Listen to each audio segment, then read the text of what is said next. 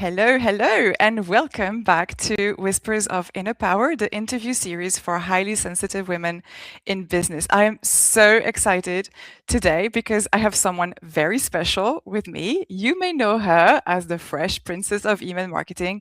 She's an email strategist, keynote speaker, membership owner with over 4,000 members, and someone who has built not one, not two, but three successful businesses. Please welcome Liz Wilcox. Liz, please, how are you today? How are you doing? Thank you so much for Hey, being here. hey, friends, you're welcome. Thank you for having me. Thank you for listening and watching. I can't wait to dig in today. That's so good. My first question is to know a little bit more about your story, kind of before all of this success. If you take us to the beginning, what was life like and what made you think, okay, I'm going to build something of my own? Listen, y'all, life was not good. What made me think I needed to build something of my own? I had a toddler. I lived in an RV, a caravan, travel trailer, and I just wanted more. I wanted to take that home on wheels and start moving them, right? And so I lived in this RV. I didn't even have internet on my phone. But I believed in the power of the internet, right? I believed people when they said, oh, yeah, you can make money on the internet, writing and selling your own products. And I didn't really know where to start. But I figured, hey, my goal is to move this RV one day. We were stationary at the time, we weren't moving around, but that was the goal. So I said, okay, I'm going to start a blog about RV travel and I'll share my journey to traveling, right? Mhm. And everybody and their mother, I would listen to amazingly smart people like Jessica, and they would say, start your email list, start your email list. And so I just started my email list. The same day I started my blog, I launched the email list because, again, life did not look good. I didn't want to live in a campground forever. I didn't want to, you know, my mom didn't get past eighth grade. I've been supporting her financially since I was 16 years old, either part time or full time. And I didn't want that for my toddler one day. So I just got going. Yeah, I love that. Thank you so much for sharing. It also shows, and it's so many stories, about successful people that the origin stories. There's always something that makes you say or feel like I want better for myself, and so there's no plan B. I'm going to make it happen. I love that. Yeah, no plan B. There was no plan B, y'all, because I just told you my mom didn't get past a certain Mhm. grade, right? And there was no one else coming to save me. I mean, I was married at the time. He was in the military, and he thought I was losing my mind. He thought, "Oh my gosh, Liz, you're getting scammed. The only way to make money on the internet is to do, maybe illegal things, if you know what I'm saying." Um, there's no way. What makes you so special? Like I said, then husband, we're not married anymore, right? So I didn't even have people that were believing in me, right? I had people telling Mm. me that's crazy, you're being scammed, etc. So there was no plan B. I had to do this thing. Right, right. And so you are very famous for your incredible energy. You're warm, you're direct, there's zero apology, you just take the space. Were you always this way, or is that something that you had to work on and somehow become? Work, work, work, work, work, work. It's a theme of my life. When you think the work is done, there is more work to be done, right? So, y'all, you believe it or not, I was mute until the age of 7. I did not speak. I was so terrified of my own shadow as a child, that I literally could not use my voice, right? Jessica's jaws on the floor. You would That really never shows. believe in your life. You would never believe in your life. But, I'm visiting my brother right now. If he was here, he would be like, "Yeah, she did not speak." Um, it's actually insane. So it was always a work in progress to find my voice. And my mom, when I was in the 7th grade, she wasn't very educated, but she was very wise, y'all. And she said, Liz, I was staying home because I was sick from school. She said, Liz, the more you try to be like everyone else, the sicker you get. And I don't know, my little 12-year-old self, something stuck. And I thought, she's right. I don't have that many friends anyway. So I might as well be myself because I'm tired of being sick. I was a really sick child, always staying home from school. And I just started to lean into who Liz was, right? Like it or not, because you apparently don't like it anyway, these little other 7th graders. So I might as well just be myself. And very slowly throughout school, I started to prove to myself that, oh, if I'm just myself, I feel better, make more friends, life is better. And so I just kept going and going and growing and growing. And then when I started the blog, the advice you always get is be yourself, be authentic. And I was looking at the people in my sphere that were successful, and I thought, yeah, they do have a lot of personality. It might not be my personality, but it's theirs. And Mhm. so over the years, like Jessica mentioned, I've built several successful businesses. The more that I've leaned into Liz, the more that I've seen that attracts the right people and it repels the wrong people, right? The wrong people are like, oh, no, I'm not taking any advice from a lady who wears a headband or a hat, and doesn't have a professional setup here. So that repels the wrong people. So yeah, it's been a journey, my friends. It's been a journey. Yeah, I love what you're sharing, and I can really, resonate. And it's so much of the conditionings that we receive as well. I don't know if it's specifically as women, there's this good girl syndrome that we hear everywhere. I know that I've definitely had to deal with that. But I feel like the more, like there are things that we are shy about, or that we can even carry shame around, that we don't want so much to people to know us for, right? But the more we accept that about ourselves and the more we show it, the more we actually become magnetic, which I think, I work as a copywriter and web designer. And I see like every time that I work with a client, they put in, and there's also this, but let's not mention it. And that's actually the thing that we have to tap into for them to be positioned as themselves, as differently, as something that actually matters listening to.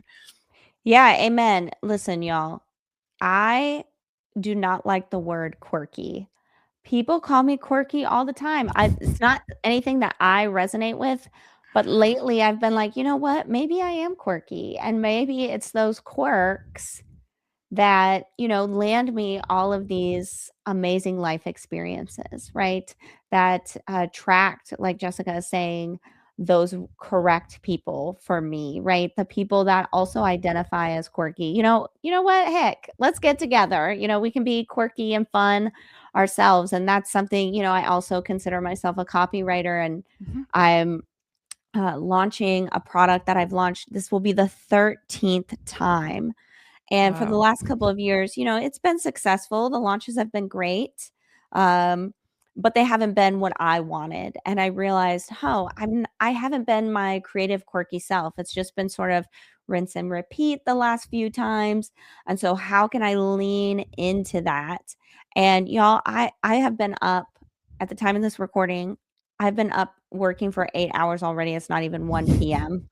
Okay, like I am so energized by my work. I'm leaning into that creativity and that I don't know, sort of loudness, that unapologetic voice that I have, and I'm having so much fun creating a Christmas in July sale where I'm, doing a Christmas miracle meter where the more people on the wait list, the more bonuses you unlock and you'll get them for free. And I put it in my Facebook group yesterday, and another copywriter friend said, "Oh, Liz, you shouldn't give away all this for free. These would be good bonuses for the package you're selling." And I thought, but that's not me. Me is to be radically generous and very silly and, come up with these silly names and silly prizes for no good reason other than I'm glad you're here. And I'm having a lot of fun with it. And obviously, I don't know what's going to happen, but I know it's going to create a lot of buzz because, like Jessica said, leaning into that real voice is the thing that's going to attract people. Yeah, and I mean, definitely, I'm in your membership, and I can see, how this playfulness, this joy around everything you create is really what's attractive and definitely inspiring.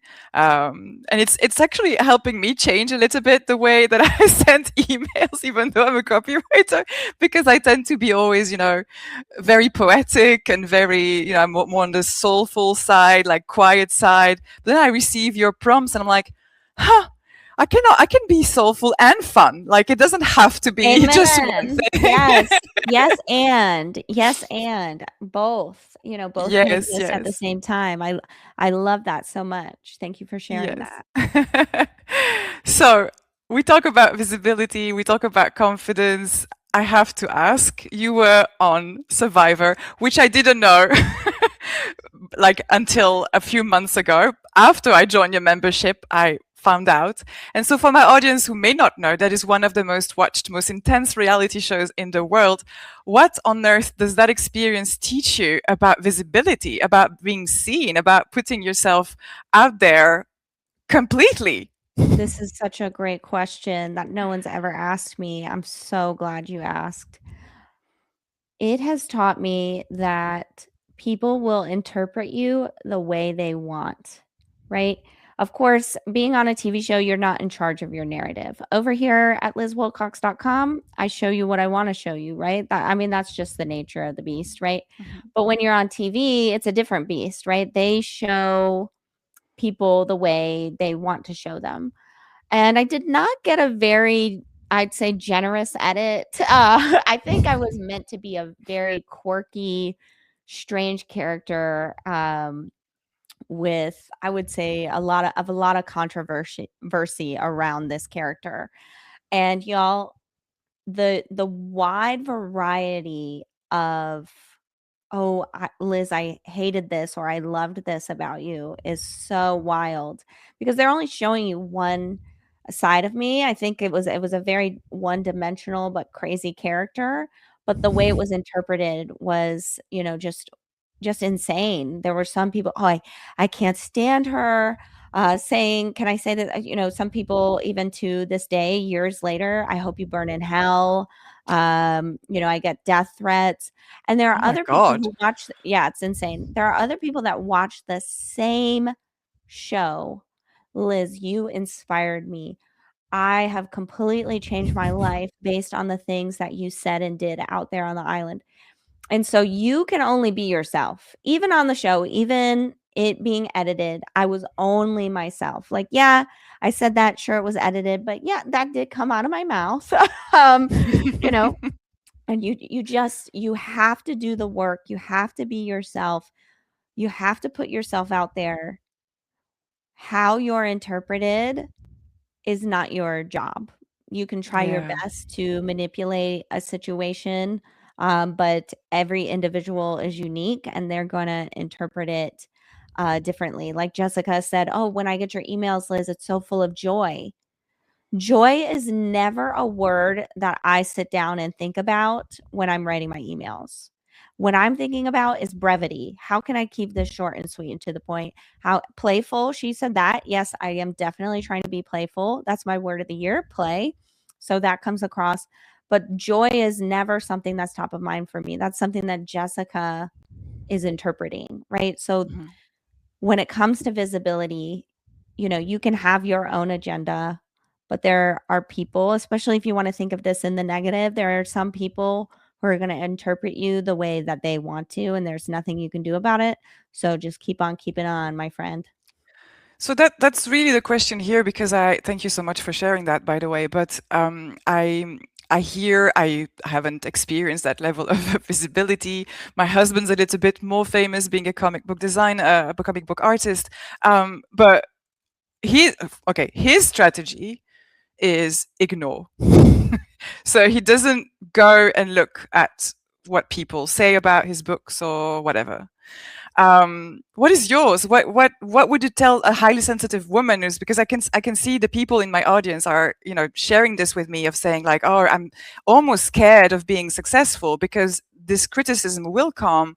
There will be trolls on the internet. There will be people saying the horrible things I've been saying to you. is it about regulating the nervous system, or is it just about ignoring and not having a look at all at what people say? Listen, so number one, I hope you get so successful that you get the hate that I have, because that means we're seen by millions and millions of people. Jessica was not joking. Survivor is like the number one TV show in like all the world. It airs in 125 countries. Like, don't worry. And this is no offense, like, you will likely never be that successful. I got lucky. I got on a TV show, right? And so the level of hate, quote unquote, that I get you will never be able to match that, unless you're trying to be the next Oprah. I also want to say that I have a very highly sensitive body. I mean, doctors have told me that. I have an autoimmune disorder. I'm constantly in fight or flight. If somebody dropped something on the other side of the room, it would take me 20 minutes for my heart rate to come down. My body is constantly stressed. But I have found what regulates my system, and this is not for everybody. It's not for Mr. Jessica. He ignores stuff. I don't ignore it, because when I ignore it, I absorb it. Right. And I need to be like rubber, their glue, bounce off me, stick to you. Okay. Y'all remember that from the playground days? And so I don't ignore it. I acknowledge it. And sometimes I will even, I don't defend myself, but I clarify. Right. So in the case of Survivor, people, oh, you're an idiot. You're this, that. Oh, well, actually, what happened was da da da da da. Right. It's not defending. Don't defend yourself. That's when you get into a fight. But you can clarify, you can say your piece and move on. Again, if I ignore it, I absorb it, because I'm going to see it, right? Even if I'm not searching for it, people will DM you, people will email you, even I, who have somebody who monitors my inbox, I go in there, I see things that I don't want to see, and it's cringe, and it's like, oh gosh, I should just pack up and leave. They're right. But again, if I ignore it, I've tried that approach, and I can't ignore it. I literally can't ignore it. I'm up at night. I'm breaking out in hives. I feel sick to my stomach for hours after reading it. But if I clarify, hey, thanks for your feedback. But where my head actually was at when I wrote this email was da da da da da. For example, I had a guy, so I just did a launch in March. It's my birthday sale. I do it every year. And this year, as a copywriter, I'm seeing a lot of copy looks the same, because a lot of people are using AI. So I wanted my people to know, hey, I'm not using AI. So I did a silly call out section at the top of every email, and it said, this email was brought to you by a real human. No AI was used in the making of this email reading experience, or something like that. And I had a man email me back, who let you send this email? That call out box is so dumb. It looks like AI wrote it. Y'all, I send a video because I've gotten really good at confrontation. Not that I'm confrontational, but he emailed me. Okay. So I sent a video, and I find this just disarms people, right? Because most people would never do that. Most people do the ignore approach. Shout out Mr. Jessica, right? And so I sent him, I said, hey, Alan, or whatever. Hey, Alex. Hey, Bart, whatever. I love that you emailed me this. What's so funny is I'm actually the boss. So nobody is allowed to tell me what to do.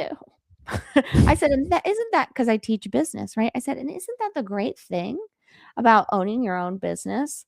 You can say and do whatever you want. That's why I started running my own business. Alan, I would love to know why you run your own business. Hit reply.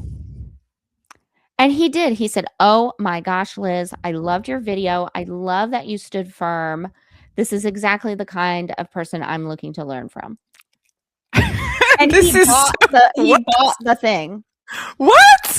He bought it. Y'all, I can turn people around. I also had somebody email me. They wanted a refund for something. They said, oh, this is way too elementary. So I sent him a video. Bart, you're so right. I took a look at your website. You're far beyond this. This is elementary. You need a 2.0 strategy. I actually do one-on-one audits. It's $500. I'll give you the $30 refund, or I can give you a $30 coupon for this $500 thing. You know, you're so right. You don't need this. I'm going to put this on the sales page, you know, only for this kind of person. Thanks for pointing that out.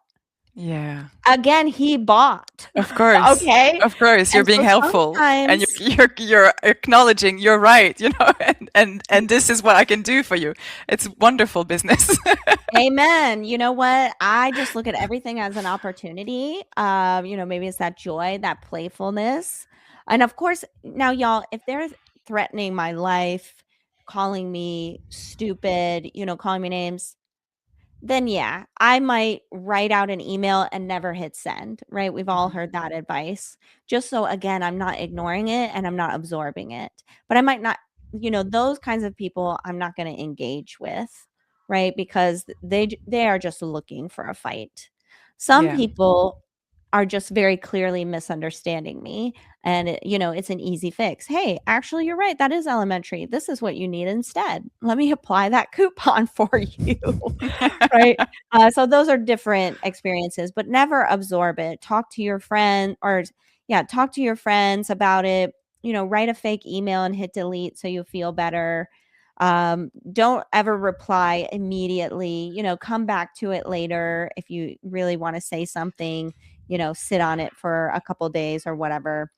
But you don't have to ignore it. Thank you. I love that. Everything you say visually to me, I see like shields. Just Yes. shields, like I let in what's important, but also this is my boundary and I'm not going to accept this poisoned gift that you try to give me. It is no reason to Amen. do that without an explanation. Thank you so much. Liz, this has been so good. Before we go, where can people find you? What's the best next step for someone who's listening and thinking, okay, I need more of this, and I need maybe to sort out my emails because I know it's a big deal also for my community. They sometimes feel that they don't want to bother their list, they don't want to email too much, they don't want to sell. Oh my God, sell in the emails, and you teach wonderfully about all this. So how does someone get started with you? Yeah, I'm so glad you asked. I'm an email marketer, right? So I want you to join my email list. You can go directly to lizwilcox.com. In the top right-hand corner, you can't miss it. There's a hot pink button. It's going to give you everything you need to get started with your email list. If you're struggling to write a welcome sequence, I've got that templatized for you. If you're wondering, how do you write those joyful, playful newsletters Jessica and I talked about, I've got 3 examples for you to plug and play into your own newsletter. And if that's not enough, we all know writing from scratch totally sucks. You can get 52 subject lines for a year full of prompts, all for free. LizWilcox.com, hot pink button. You can't miss it. Thank you so much. It's been amazing, and have a wonderful rest of your day. Thank you.